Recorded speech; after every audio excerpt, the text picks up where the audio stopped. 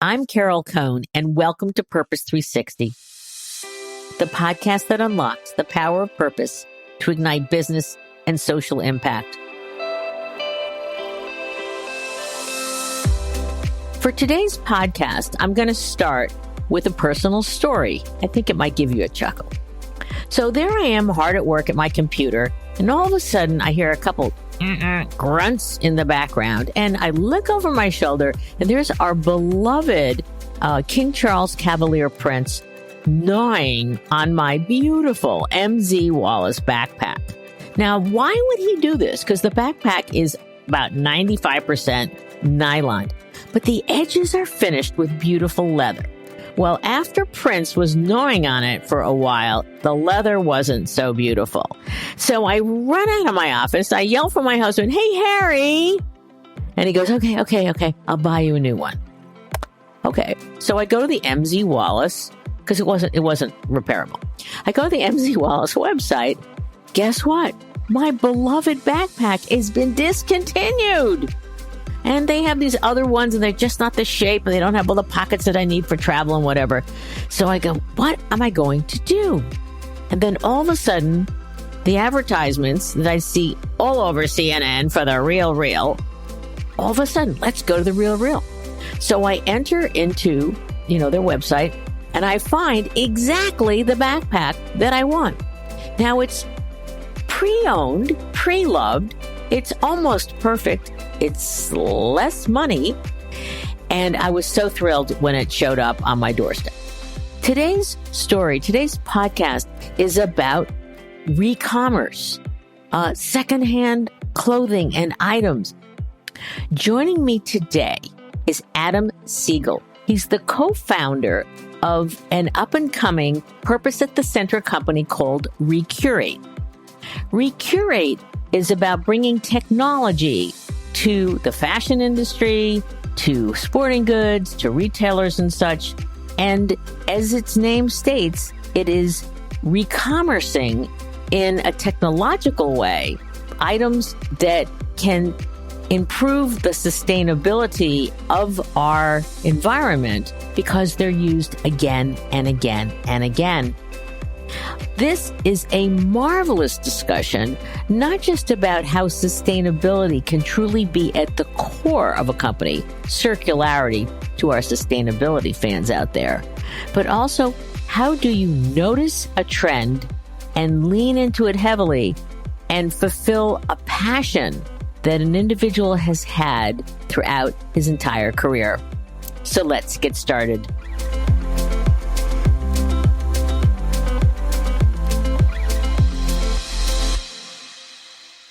So welcome to the show, Adam. Great to be here. Thank you so much for the invitation. It's my pleasure. And I'd love to start with your background, but I read that when you went undergrad and graduate school, you were studying aerospace engineering. So I'd love you to talk a little bit about your personal interests and how you ultimately got to found this fascinating company, Recurate. It's a funny and maybe meandering story. There's certainly not a straight line between aerospace engineering and selling secondhand clothing, but I certainly look at each phase of my journey as a stepping stone. When I was a kid growing up, as probably most kids I got really excited about space and other worlds. And so with an engineering brain, I was always very interested in spacecraft and airplanes. And that's what brought me to study aerospace engineering. I was having this conversation recently with a colleague that once I had graduated, I read the book Cradle to Cradle. I have a feeling a lot of your listeners have read that book as well. And that book really hit me. It was at that point that I realized that there was even a career to be had in sustainability, corporate sustainability, et cetera. And that's actually the time that I decided to devote my life to it. So tell us about founding Recurate. What was it like? Did you have an eureka, like, oh, well, you woke up one morning and geez, you read an article and I know also this is probably tied to your work at Rela. So do tell. My role starting in 2010 was to build and lead their sustainability and circularity program. At that time, retailers were just starting to get into sustainability. They were hiring on chief sustainability officers. They were developing CSR and sustainability reports. I mean, obviously, there were leading brands that were doing this even before that time, but the mainstream was kind of catching up at that point, and that's why there was a role in their trade association. So I was there for 8 years, certainly learned a lot about the industry, but one of the trends that I had been following during my time was the growth of the secondhand market, the resale market. Companies like ThredUp, Poshmark, The RealReal, StockX, Grailed, eBay, of course, were becoming a thing. They were growing into multi-billion-dollar companies. And I would look at that and think two things. One, that's awesome because the most sustainable product you can buy is almost always a secondhand product. If you need to buy something, go secondhand. And so that a real market was developing around the consumption of secondhand goods was just very exciting to me from a sustainability perspective. But also, I felt, gosh, why aren't the brands for which their products are fueling this growth, why aren't they participating in it? This whole market is growing around their products and they're not benefiting one iota. I thought that's crazy. And so, yeah, it was a bit of a eureka moment. And talk about circularity. There are a few definitions. So that is at the essence of Recurate. Yeah, well, circularity, I think there's probably the most scientific or commonly held definition of circularity. I tend to think I'm a very visual person, so you'll probably hear me throughout the course of this conversation speaking in those terms. But for circularity, the way I envision it is the Ellen MacArthur Foundation's butterfly diagrams, basically illustrating a traditional linear supply chain in the middle and then circular elements leading back to earlier stages of that supply chain, over the course of the supply chain. It looks like a butterfly. You can improve the efficiency of transporting products around the globe or producing products or even the materials that are used in the products. But those improvements are really only relatively small. And when I look at that butterfly diagram, the area that I felt like had the biggest opportunity for making an impact was just to keep items in circulation longer. If a single item could be used not just by one person, but 2, 3, 4 people, and even better, if that could mitigate the need to produce something new, that'd be great. That's a step change in the environmental performance of that product over its life cycle. And thus, you put circularity at the center of Recurate. So for our listeners, just explain at the core, how do you function? What are you doing? We work with brands like Michael Kors, Steve Madden, Moose Jaw, Zara, a number of fashion brands and outdoors brands. And we enable a new experience directly on their e-commerce site. So let's take Steve Madden, for example. You can go to stevemadden.com and you'll see there's a resale section directly on their website and in their navigation. If you click that resale, we're basically powering that experience. If you've previously purchased a Steve Madden pair of boots, for example, you can go back and list that pair of boots for sale. And then when it sells, we will automatically ping you and say, hey, congratulations, here's the shipping label. Why don't you go sell it to that next customer or ship it to that next customer? So we have now enabled this experience with over 40 brands, really, along with a couple of competitors, built out this market, this branded resale market that previously hadn't existed.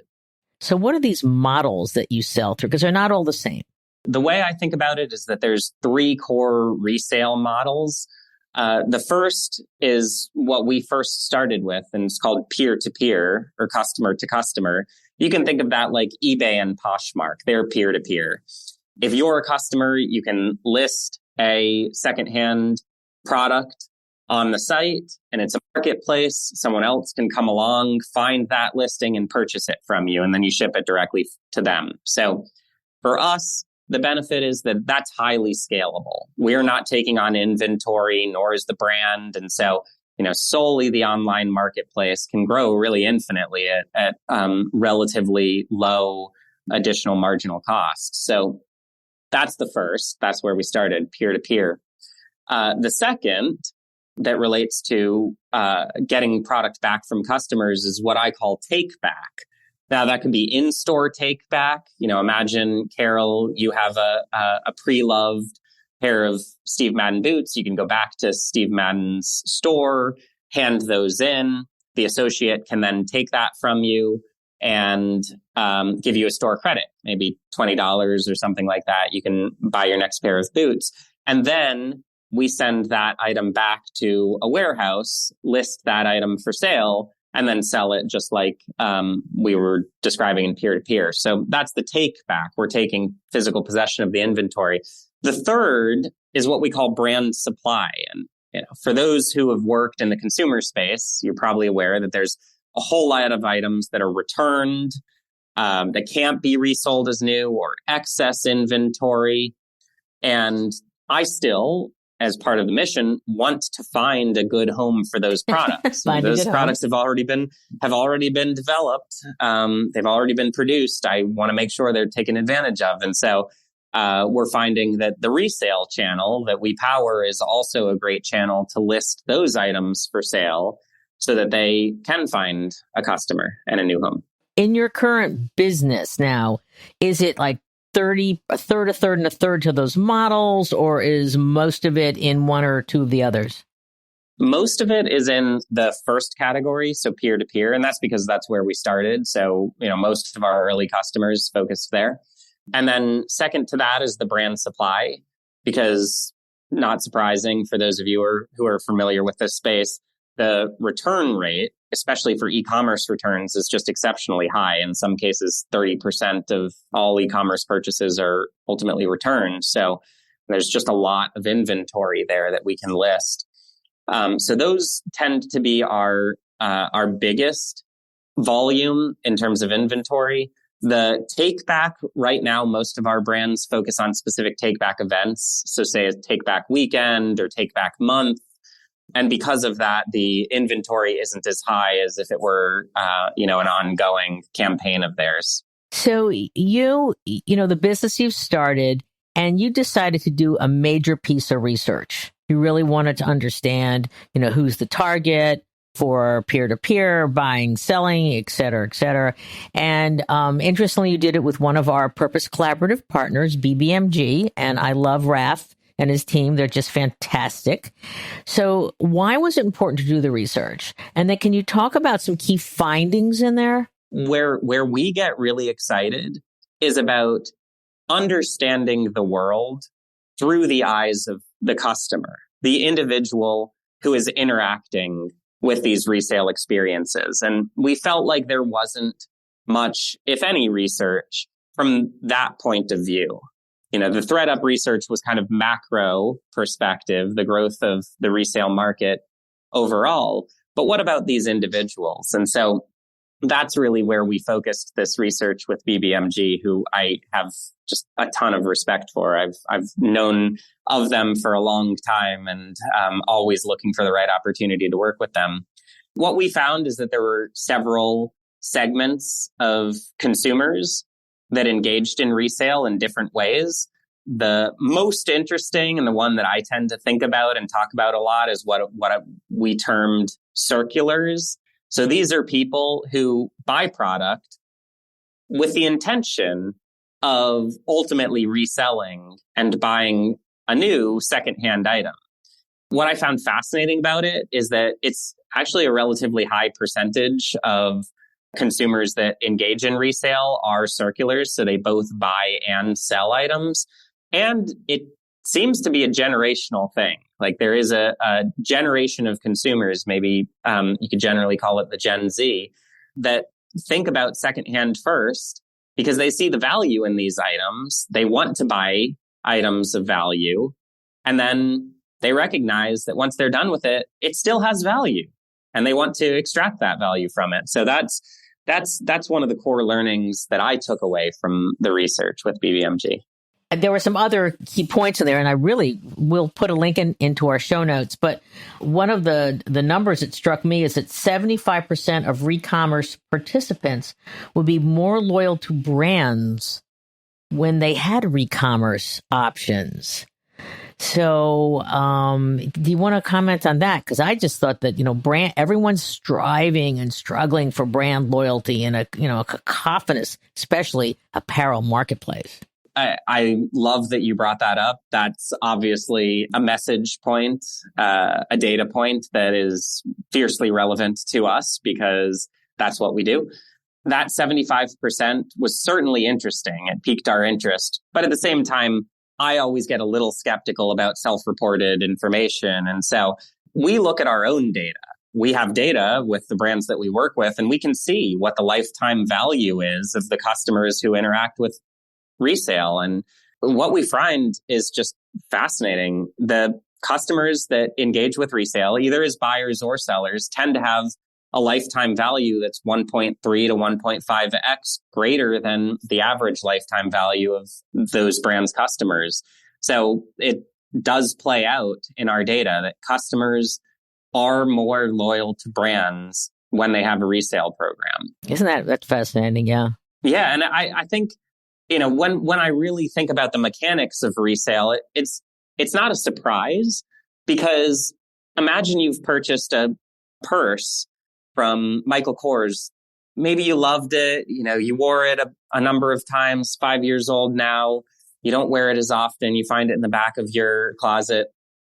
Now, because of their resale channel, you have an opportunity to go back to their site and list it for sale, get some store credit, and buy something new with it. And that really is the value that we see that we're driving with the brands that we work with. I'd love to talk a little bit about the language.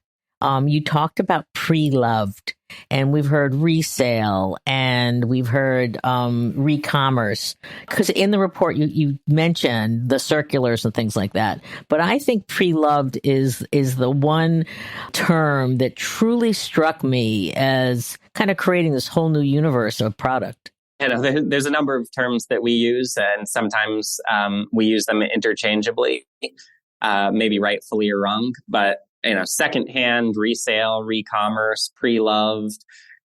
We do tend to interchange those terms. I think of Recommerce as the broadest definition of the space that we're in. There are also providers similar to us that focus on returns and solely focus on returns. And I do think they fit generally in the Recommerce space.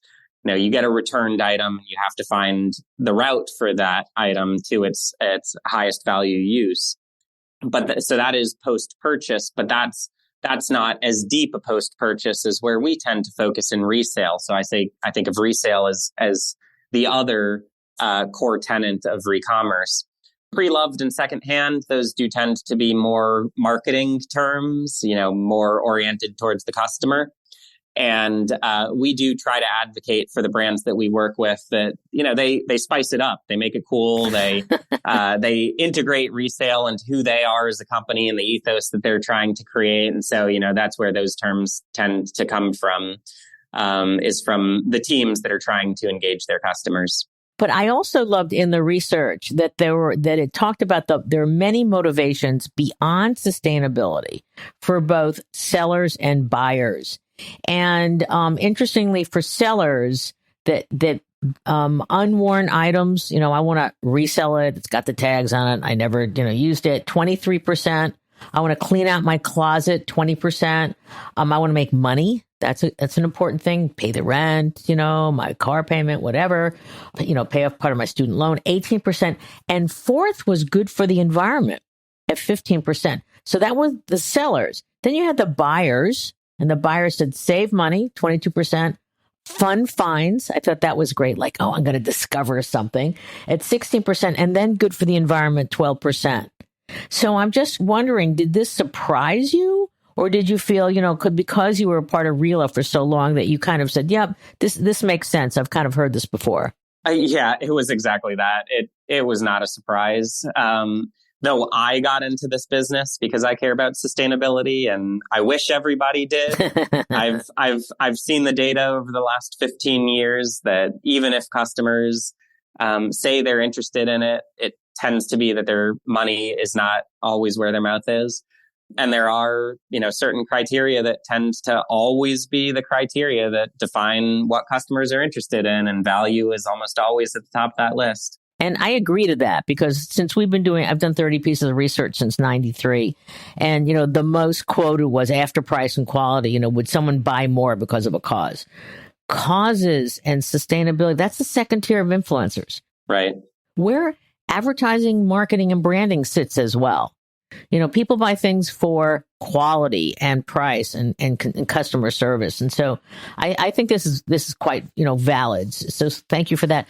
I want to ask you, this sounds like a slam dunk for a brand. I mean, how is your business growing without telling any secrets? At our heart, we are a technology company, and specifically we're a B2B, business to business technology company. So we have salespeople that are pounding the pavement, trying to build relationships with brands and retailers each and every day. This is a relatively new category. By certain counts, there's really only a couple hundred or so brands and retailers out there that have a branded resale program.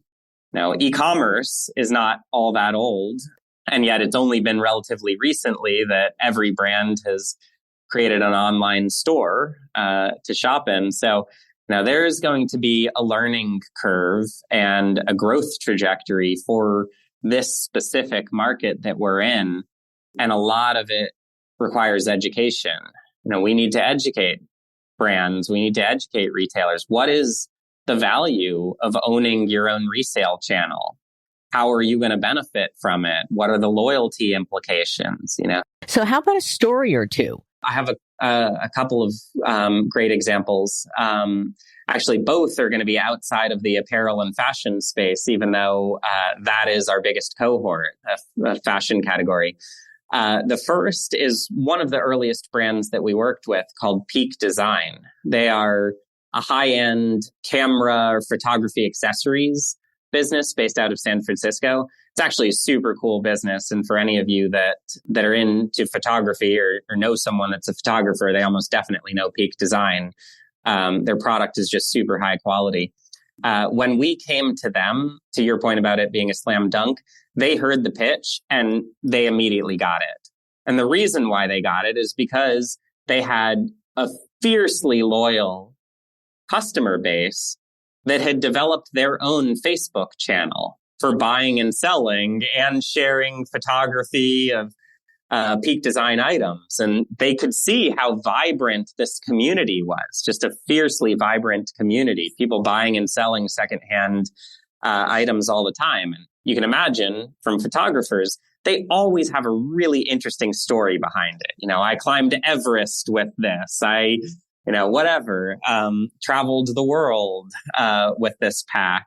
Everyone's got an interesting story. And they thought, gosh, why can't we provide a branded experience for this community such that we can bring them into our fold, into our ecosystem? So they were one of our first partners and frankly, still one of our best partners, just because of the strength of their product, the quality of their product, and how fiercely loyal their customers are. And how about a second one?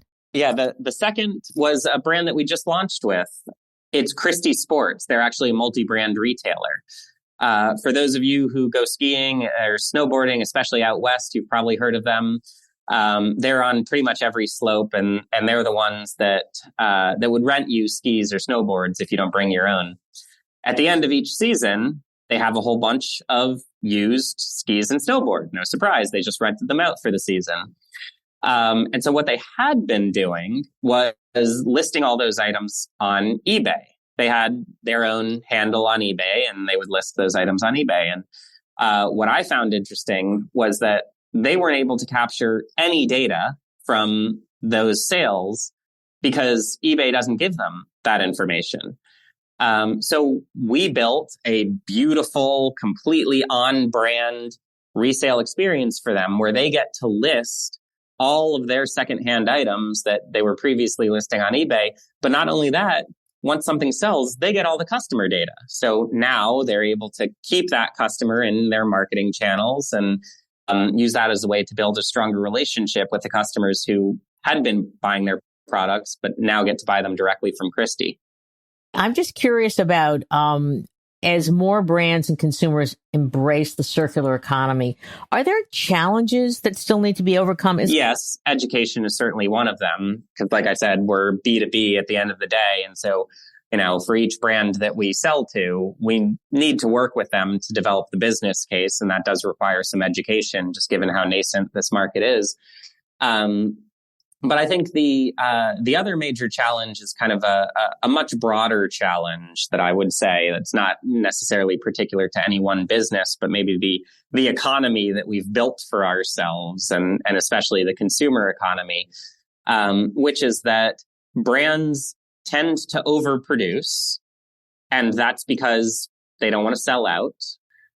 They don't know what is going to sell well and what is not. Predicting trends will always be difficult. And so at the end of each season, we find that there's a whole lot of overstock and excess inventory, and whole industries have been developed to liquidate that, to dispose of it. Some of it, probably too much of it, is going to landfill. And my hope is that resale is one cog in that system that can help to change that system. Now, I envision what a fully integrated resale experience of the future can look like. And if a style does get sold out, maybe there's a really easy way for that customer who still wants that sold out item to ping everyone who had previously bought it to say, hey, I'm in the market. I would love it if you're not wearing that, if you're not using that piece anymore. Why don't you sell it to me? I want it. And with that means that retailers and brands can be tighter with their inventory buys. They'll have less overstock, but the overstock and returns that they do have can be listed back in resale channels. So now I see this as one stepping stone towards producing higher quality, longer lasting goods, but optimizing the amount that's produced. I love that vision. I think that's a great vision. And I'm curious about, we're seeing a lot of legislation coming out of the EU. They're always ahead on sustainability. And I read in an article that the EU would like to put to, dare I say, death, fast fashion. And there have been some proclamations by, 2025, 27, 2030, that the fast fashion world will see its demise. What's your feeling on that? Because that might put some more wind at the back for your business. Well, I definitely follow some of that legislation as well. And, I find it very interesting. I think it's probably unlikely that would happen in the US, at least anytime in the near future. But, the EU is a very formidable market. So legislation there is certainly very meaningful. That said, I think we have to be honest with ourselves that there is a growing trend towards fast fashion and ultra fast fashion. Certainly here in the US, which I follow most closely, there are ultra fast fashion brands that have developed in the last 5 years or so that have come to fruition and have significantly outpaced even the traditional fast fashion brands in terms of growth by a significant margin. So, I think the reality is, going back to the point about value, customers still look for value. And I think so long as there is a value player out there, there is going to be a market for it. Legislation could certainly curb it, but I don't see that ending fast fashion anytime in the near future.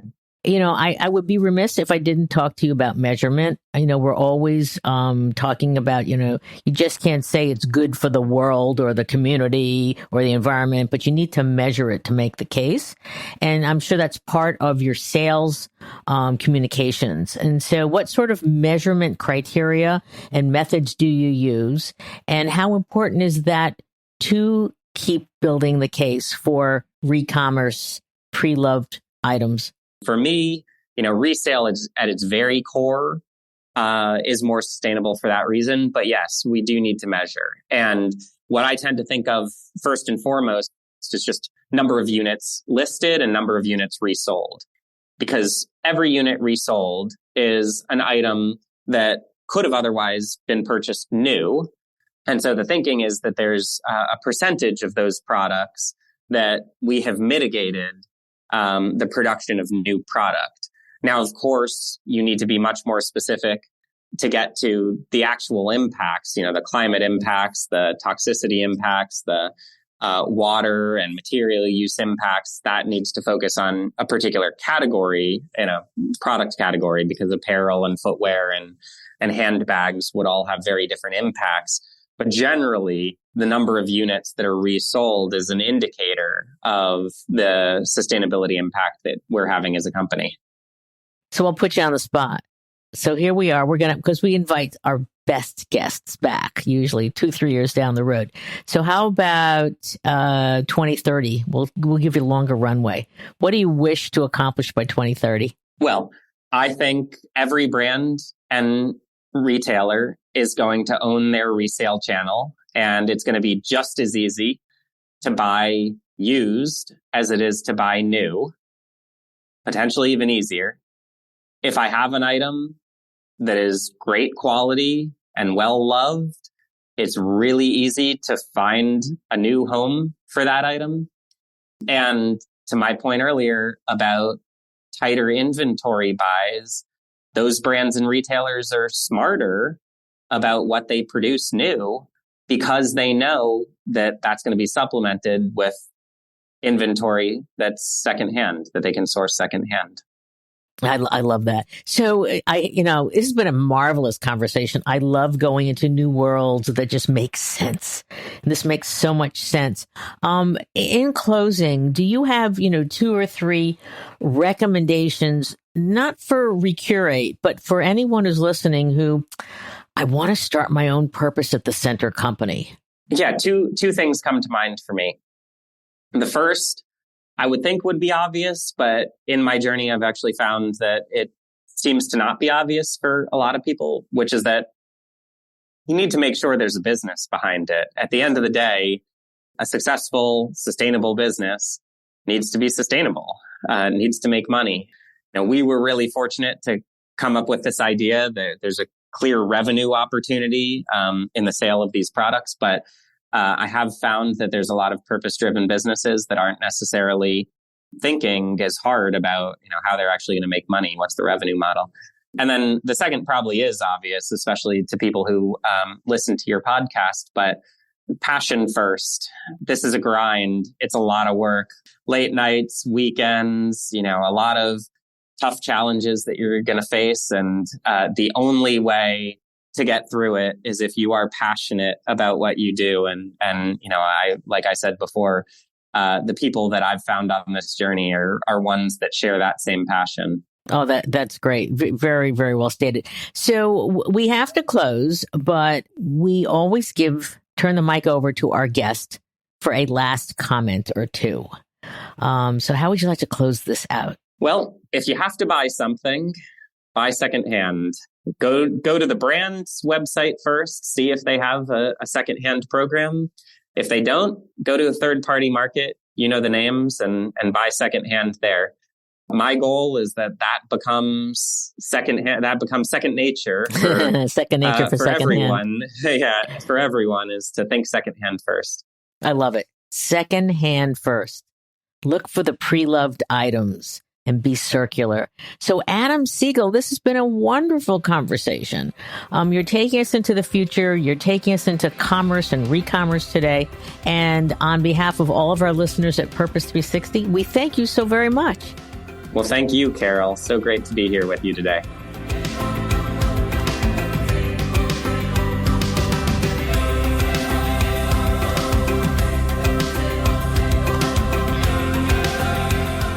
This podcast was brought to you by some amazing people, and I'd love to thank them. Ann Hundertmark and Kristen Kenny at Carol Cone on Purpose, Pete Wright and Andy Nelson, our crack production team at True Story FM, and you, our listener. We love hearing from you, so please give us feedback. Let us know names of people you'd like to hear on a future episode. How about some new questions to ask? And also, please rate and rank us, because we really want to be as high as possible as one of the top business podcasts available, so that we can continue exploring together the importance and the activation of authentic purpose. We all know every company, every brand, every not-for-profit must define their purpose, refine it, and activate it, and evolve it over time, so it has the greatest impact on business, growth, and society. And by listening to these episodes and sharing them with your colleagues and talking about them, I want to inspire you to have an amazing answer to this question: what is the power of your purpose? Thanks so much for listening.